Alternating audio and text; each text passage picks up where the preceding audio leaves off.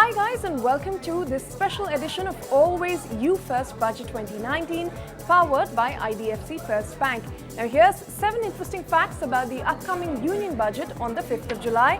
Number 1, for every rupee of revenue that the government earns, almost 37 paise of it is spent on paying interest repayments, which of course explains to a large extent why the fiscal health or the fiscal deficit is a number that the government constantly worries about.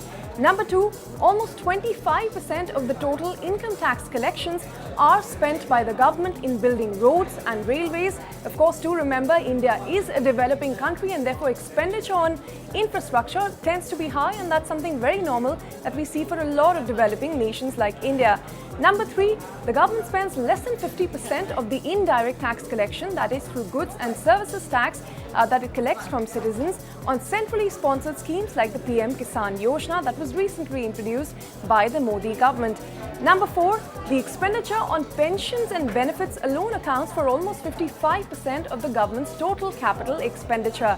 Number 5, if you're wondering about where the revenue sources of the governments are exactly from, of course there's the income tax collections and the indirect tax collections, but dividends alone form about 7.5% of the government's total revenues.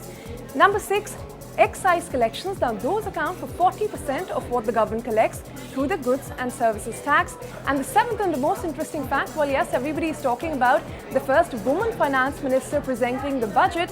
Did you know that the finance minister that has presented the most number of budgets to date is Morarji Desai, closely followed by P. Chidambaram and Pranab Mukherjee. Now with that, we'll wrap up this special series. Those were the 7 interesting facts for you today. Many thanks for watching.